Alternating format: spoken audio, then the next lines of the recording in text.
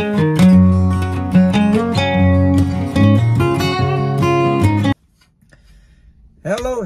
mga ka-hard work, mga ka-loyal. Welcome back sa ating channel. It's been a while na hindi po tayo nakakapag-vlog. Lately kasi parang wala lang tayong ganang mag-vlog. Parang kumbaga dumarating po tayong lahat dyan, yung hindi ka motivated na mag-vlog kahit gusto mo. So kaya naging madalang po yung pag-vlog natin, pero siyempre tuloy-tuloy pa rin yung trabaho natin. But ngayon, umpisahan uli natin. So today is Sunday, June 1st, 2025. Time check is 6:52 po. So bali ngayon nagtrabaho tayo. And then after that, nagsimba na rin po kami, pero hindi na ako nakapag-video kanina. After that, umuwi na kami, kumain na rin, nag-dinner na. At si Bunso naman gustong manood ng sine. Kaya mamaya po manonood kami ng sine.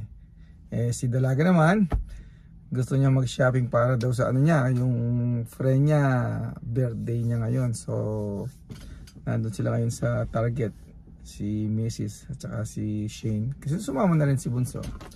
And then after that, dun daw sa 5 below bang tawag doon. Gusto rin magpunta doon, dali lang. Ayun po. Mamaya doon naman gusto raw sa 5 below.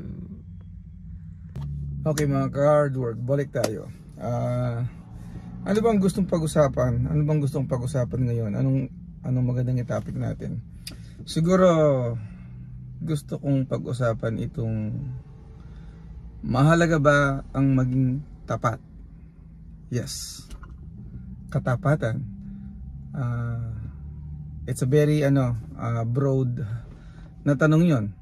Kasi kanino ibig sabihin yon? Tapat sa trabaho, tapat sa sarili, tapat sa partner mo, sa asawa mo, sa pamilya mo, sa girlfriend, boyfriend, at kung ano pa. Kaibigan, tapat sa boss. So ano sa palagay nyo mga ka-hard work, mga ka-loyal? Gaano ka-importante ang maging tapat? Siguro lahat tayo masasabi natin na mahalaga ang maging tapat. Kasi kung magsisinungaling ka para lang makuha mo o magawa mo yung gusto mo, parang dinaya mo yung sarili mo, hindi lang yung taong naargabyado, di po ba? Kaya para sa akin, maganda sa reputasyon mo yun kung ikaw ay isang tapat. Kaya napaka importante yun, I think, sa lahat ng anggulo. Kung ikaw ay isang tapat, magiging magandang reputasyon yun para sa'yo. Una-una, kapag ikaw ay kilalang tapat, alam ka agad nila na maasahan ka nila. They can depend on you. Kaya sa palagay ko, kung na-build mo ang sarili mo, ang iyong reputasyon bilang isang tapat na mamamayan, tapat na tao, tapat na empleyado, tapat na kaibigan. So tapat sa iyong pamilya, syempre. Kasi family first, sabi nga po nila, di po ba? However, may ano po yan. When you say family first, I think minsan yung iba na misunderstood nila yun Kapag may pamilya ka na, you're gonna have your immediate family. I think yon ang number one na ngayon. Dahil may sarili ka ng pamilya Yan ngayon ang magiging number one sa'yo. Asawa mo, mga anak mo, yan. Kaya siyempre, don't get me wrong, mahal pa rin natin yung mga pamilya natin na bago ka mag-asawa. But immediate family mo ngayon ay yung asawa mo at mga anak. Yan ang pinaka number one sa'yo dapat ngayon. At siyempre yung God. Yan, ganun ka-importante yun. Ganon dapat ang mentality, I think, para sa akin, ha, susi yun para maging masaya at magkaunawaan kayo palagi. Para yung kung ano man ang darating na pagsubok, alam mo, kasangga mo ang partner mo at yung mga anak mo, ganun yun. But anyways, ulitin lang po natin kung gaano ka-importante ang katapatan.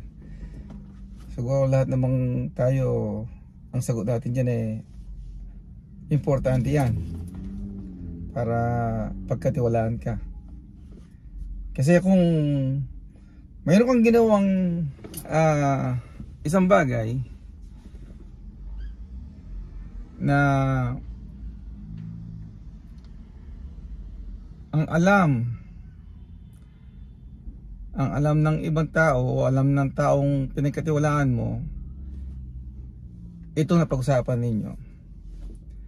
Pero pinaigot mo lang, pinipilit mong tama ka pero mali ka. Mali yun, di ba ba?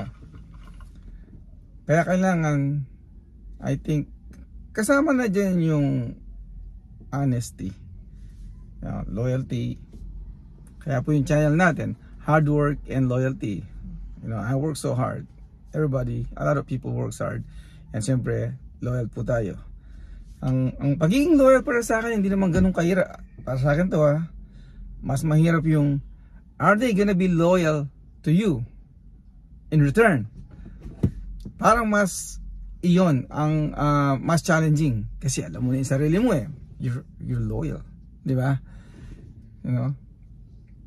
Loyal, you help, importante rin yan.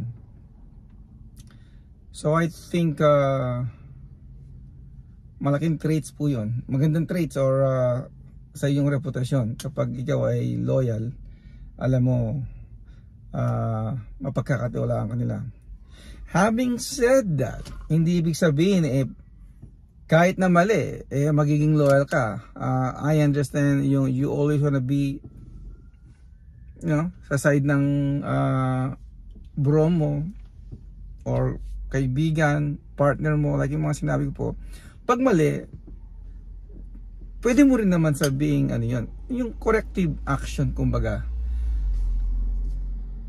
Kasi pag sinabi nilang tatalong ka sa bangin, tatalong ka ba? Hindi, di po ba? Ganun lang kasimple yun. Ginawa ko lang pong example yun. Kung ibig sabihin, kung alam mong mali, kahit na loyal ka, dun yung mga sinasabing, halimbawa, ibig sabihin, magnanakaw ka. Magnanakaw ka ba? Hindi. Gawin mo to secretly, kahit ang dapat mong gawin ito. Dahil gusto mo bang maging loyal dun sa nagsabi sa'yo? Hindi yun loyalty. Kalokohan yun. Dapat i-correct mo yun. Kasi darating din naman ang magiging problema lang yun. Kaya pag-isipin mo muna ang action mo. So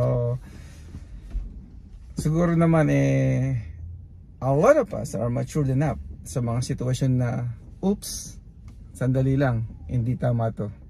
Kasi magkakaroon lang ng problema eventually. Kasi kung akala mo mapapaikot mo dahil gusto mo yung way na to temporarily, but eventually pag na-find out yan, kahit nakatapos na yan, pag-uusapan ngayon yan, magiging issue ngayon yan. Kaya transparency, dagdag po natin yan sa hard work, loyalty, honesty, transparency. So malaking bagay po yan, napaka-importante. Dahil yung kumbaga panloloko na rin yun pagka mayroon kang ginawang bagay na hindi mo sinunod yung isang bagay na dapat itong pag-utos, ito ang kasunduan, and then ginawa mo yung iba dahil sumunod ka sa isang taong nagsabi sa iyo na wala naman otoridad yon. So may kasalanan ka rin doon. Kasi hindi ka you didn't stand up for the right na to correct yung mali. Kaya dapat mag-isip ka rin. Obviously may pag-iisip ka naman na kung adult ka na lalo. Pag mali, wag mong gawin. Don't try to please that person na gawin mo to, hindi naman malalaman siguro yan kaya mo ganon. Tapos bandang huli mahuli ka rin, tapos huhingi ka ng tawad. Ano yun, nakaperisyo ka na, damage is done already. Tandaan po ninyo, kapag ang baso ay may lamat na, hindi na yan buo kahit anong gawin nyo. Tandaan nyo yan. Kayo na bahalang mag-isip, magpaliwanag sa sarili nyo, o magtanong kung anong ibig sabihin nun. When damage is done, it's done. Tandaan lang po. Okay mga ka-Harvard, mga kaloyal, nandito po yung mga kasama natin. Si Miss Shane, si Noah, si Sean kanina pa dyan, at si Miss Shirley. So tapos na sila sa target. So ngayon, saan tayo? 5 and below? 5 below. 5 below. O tara, mamaya na po natin tuloy yung kwentuhan natin. So alright guys, nag-change na naman ang mind ni Dalaging Ding. Wala raw time. So diretso na raw daw kami sa movie. So tara.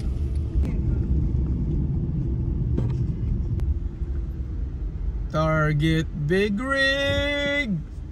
Oh my god. What's big? Really big rig.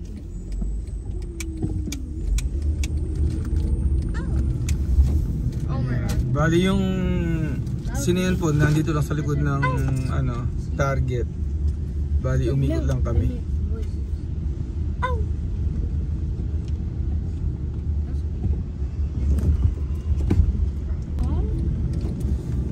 Ayan, mga ka-hard work, mga ka-loyal, ito na po yung Regal Theater. At magpa-park na tayo dito. Regal.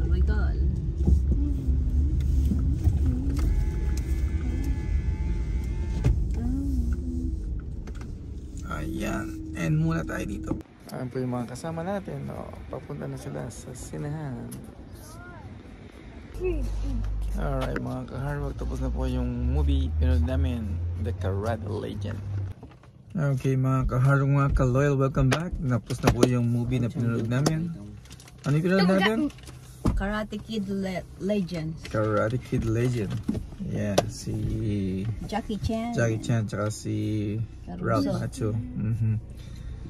Okay, time check is 9:08 PM. Saan tayo ngayon, Shane? Check mo daw sa 5 below. Mababalik daw po kami sa 5 below. Let's. Okay mga ka-hardwork, mga ka-loyal, dadaan muna tayo sa Walmart. Kailangan kong bumuli ng gamit. Flat yung tire natin. Okay, ayan po yung indication na may problema sa tire. Ayan, check tire pressure. Nakikita nyo, nagpa-flash yung sa likod. Okay.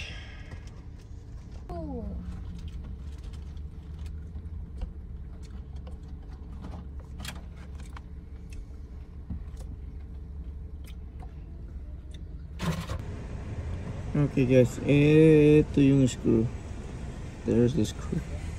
Kaya flat yung tire natin at nagpa-flash kanina yung sa dashboard. Ayan po.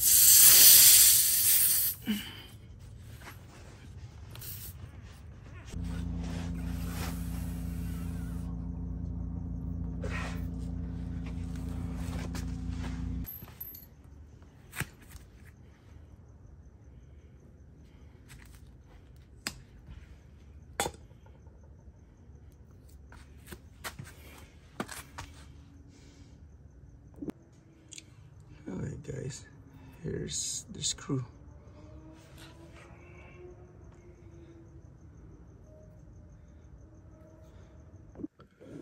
Okay, mga ka-hard, mga ka-loyal, as you can see, yung pong turn natin, ang air niya nasa 15 PSI lang. So, kailangan natin siyang lagyan ng air. Tara.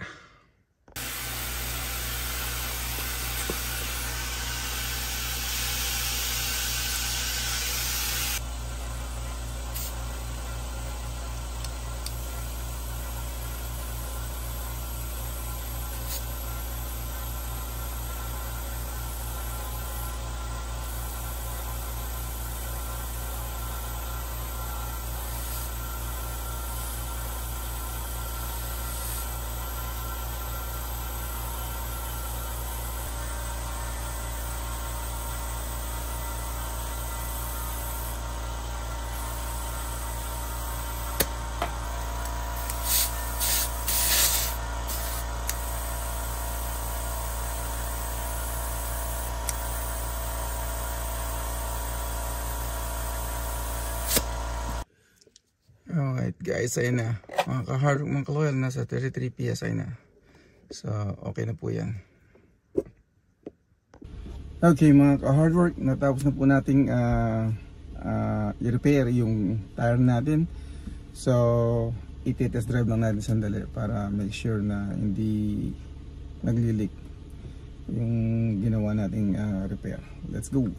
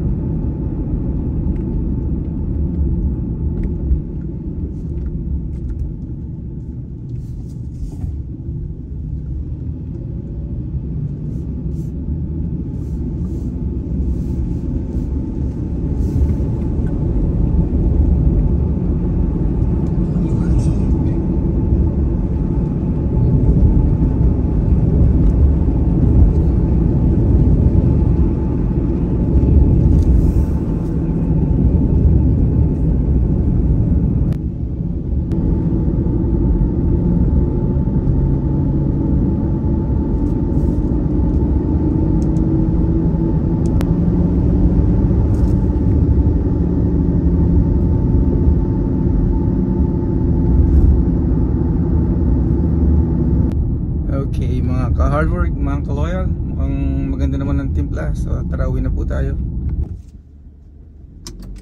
Ayan po yung San Luis Rey, Mission San Luis Rey.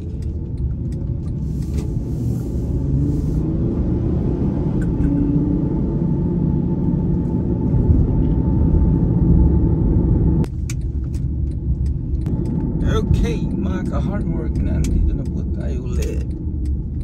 Papasok na ulit tayo sa gate.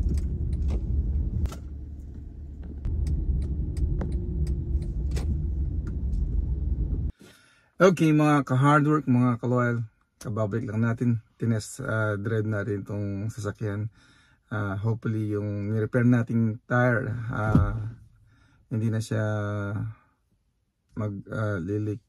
So far naman maganda ang timpla. Kanina tinitest drive ko siya kanina sa highway. So I think it's good. So yun po ang kaganapan ngayon. Ang today after work nagsimba po kami, had a dinner, then pagkatapos noon si Shane nag-shopping ng konti para dun sa kaibigan niya. Tapos noon nanood po kami ng sine. Kaya nung pagbalik namin kanina, dumaan din kami after pala ng sine, pumunta kami ng Walmart para bumili ng parts para sa gagamitin natin doon sa pag-alis natin ng screw dun sa tire at yung plug.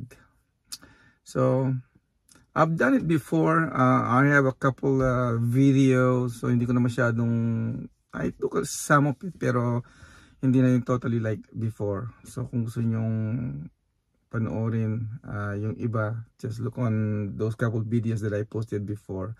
Anyways, isa rin po sa naging topic natin kanina ay yung mahalaga ba ang katapatan. So yun po yung main subject ko kanina. Actually, bala ko sanang pag-usapin yun bukas after work habang nagdadrive tayo. Kaya lang kanina naumpisahan ko na, kaya dahil nga sabi ko matagal-tagal na rin tayo hindi nagbablog dahil situation gets in the way sometimes. Walang motivation, busy, stuff like that. Maraming dumarating na issues, but thank God for some reason kanina na-encourage ako, nainggaya kung let's do some vlog. Kaya yun, nakakapag-vlog tayo kahit papano. So hopefully kahit hindi masyado madalas, tuloy-tuloy na yung vlog natin para hindi tayo nababakante ng matagal. Tsaka kahit papano sana yung pong mga viewers natin nabibigyan natin ng konting aliw. At natutunan sila, nagkakaroon sila ng mga kaalaman sa mga pinopost natin or kung ano man, kung personal man yun. Like I said, nag-usapan natin kayo na yung topic natin, yung mahalaga ba ang katapatan, ang maging tapat sa kaibigan, tapat sa trabaho, tapat sa sarili, tapat sa pamilya, tapat sa partner mo, lalo na sa asawa mo, boyfriend, girlfriend, whatever the case may be, sa ginagawa mo, sa trabaho mo, sa amo mo, sa boss. Depende rin kung minsan, di po ba, na-explain ko kanina yung being loyal. Kung mali naman yung instruction, pwede kang magsalita. Kasi kailangan nasa lugar din po yan. Although I always say loyalty, loyalty, loyalty. Kasama na rin po dyan yung honesty, loyalty, ano pa ba, transparency. Di po ba? So, kaya lang, gusto ko lang ma-share yun. At comment down below kung ano sa palagay po ninyo. Gaano kahalaga ang katapatan o ang maging tapat sa lahat ng bagay. So, para sa akin po siguro mahalaga yun. But kayo nang bahala, mag-comment down below para mapag-usapan po natin kung anong nasa inyo. Again, maraming salamat po. It's past 11 PM na po, siguro mga 11:10 na. It's still Sunday, June 1st, 2025 pa rin. So, end ko na po dito yung video natin kasi may pasok pa ako bukas, magre-ready pa. At yung mga bata may pasok rin sila bukas, ganun din si Mrs. Again, thank you all so much sa panonood po ninyo.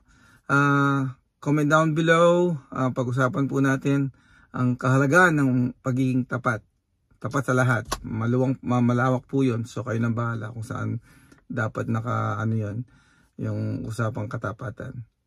Thank you so much and good night. Have a good weekend, have a good Sunday. God bless you all. Thank you. Good night.